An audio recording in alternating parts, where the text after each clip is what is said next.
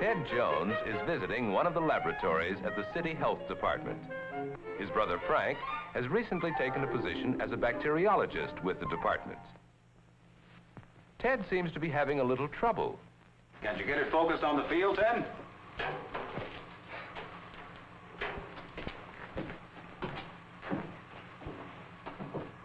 Try using the fine adjustment knob. And do it more slowly. You're likely to miss the cells you're looking for, even though they may be there. Okay, I'm trying.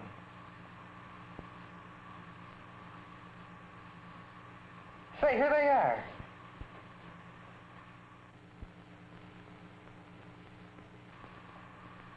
Here, look.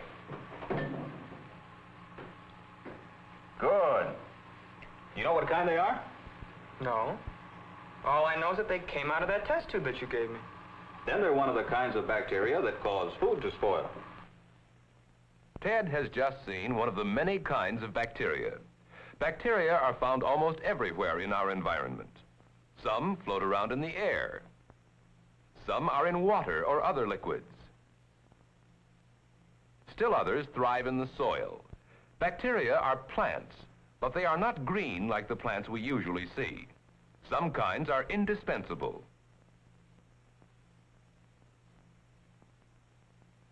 For example, countless bacteria are at work in this clover field. They are growing in the little nodules at the plant roots. Bacteria in these nodules take nitrogen from the air and change it into a form of plant food. Other kinds of bacteria are responsible for milk or cream becoming sour, the development of flavor and other qualities in cheese, and the disintegration of dead plants and animals. In fact, the effects of bacteria are so important that life as we know it would be impossible without them. Most bacteria are friends of man. Some even produce chemicals called antibiotics that are used to help fight different diseases. Only a few kinds of bacteria cause disease. Probably the first person to observe bacteria was Anton van Leeuwenhoek, inventor of one of the first successful microscopes. After looking through his crude microscope, he made drawings of the microorganisms he saw. These represented organisms from tartar scraped from his own teeth. In contrast, here, using a modern microscope, we see other microorganisms taken from tartar. After the time of Leeuwenhoek, generations were to pass before another achievement of great importance would be made in the study of bacteria.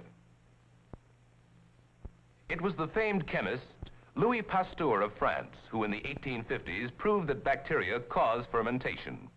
This explained many of the chemical changes that go on in nature. Pasteur also proved that bacteria never develop out of dead organic matter alone, as some people had believed.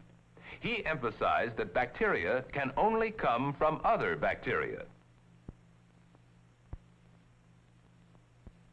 Soon afterward, it was found that bacteria can spread disease from a sick animal to a healthy animal.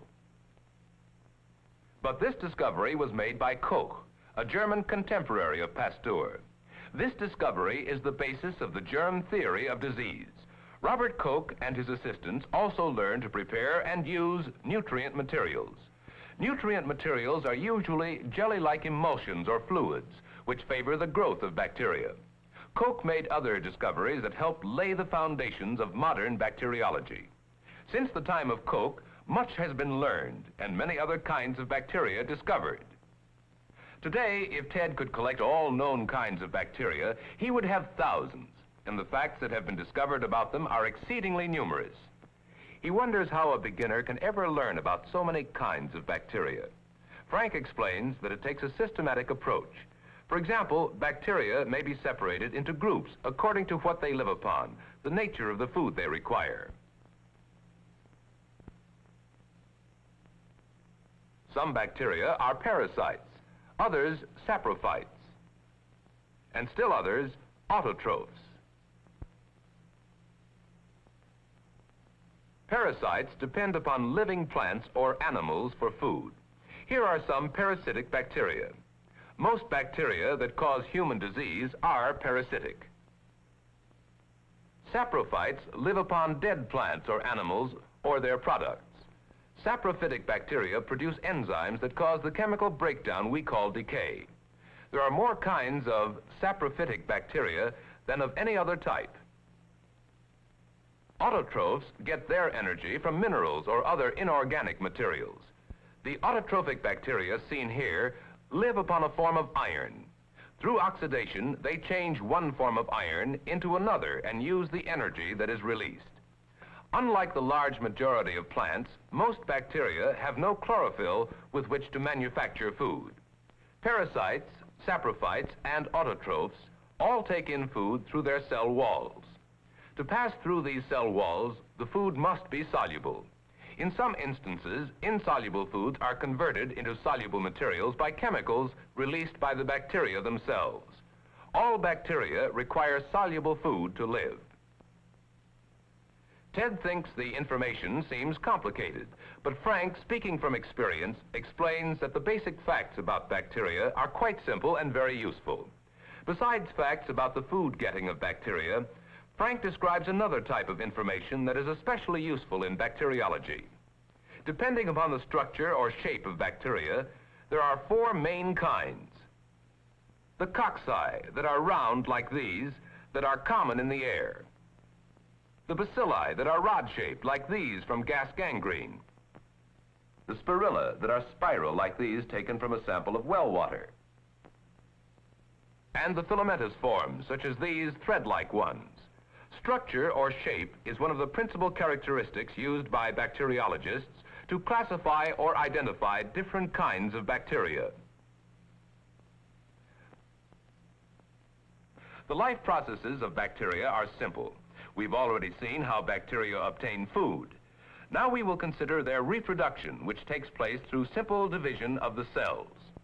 In drawings, we can see that bacterium cells are continually growing. When a cell reaches maturity, it divides again. This goes on and on about every half hour, as long as the food supply holds out, or until some unfavorable condition slows down or stops their development.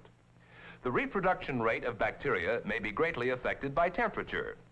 In a laboratory, the temperature can be controlled in an electric incubator.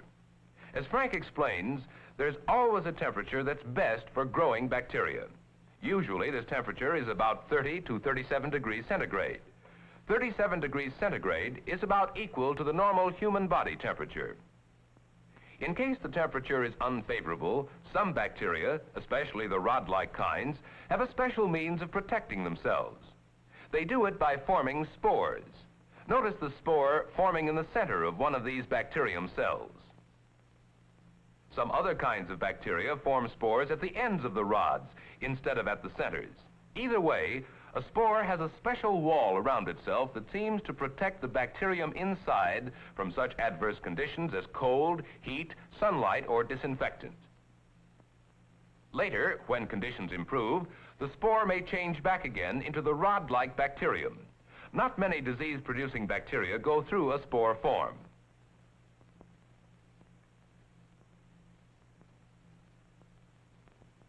Besides protective mechanisms, some bacteria are equipped to move about. The hair or whip-like parts attached to these bacterium cells are called flagella.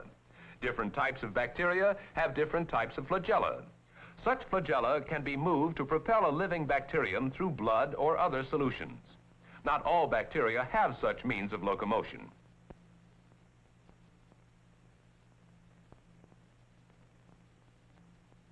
Since the time of Leeuwenhoek, progress in bacteriology has been phenomenal.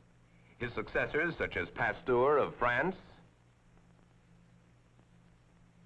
and Koch of Germany, have made discoveries and invented techniques indispensable in successfully preparing nutrient materials, growing cultures, and subjecting the cultures to tests that help identify and classify bacteria. Today, in bacteriology laboratories, work is conducted that leads to the control of the relatively few bacteria that are foes of mankind, and to the more effective use of the multitudes that are friends, in order to make human life more healthful and increase our standard of living.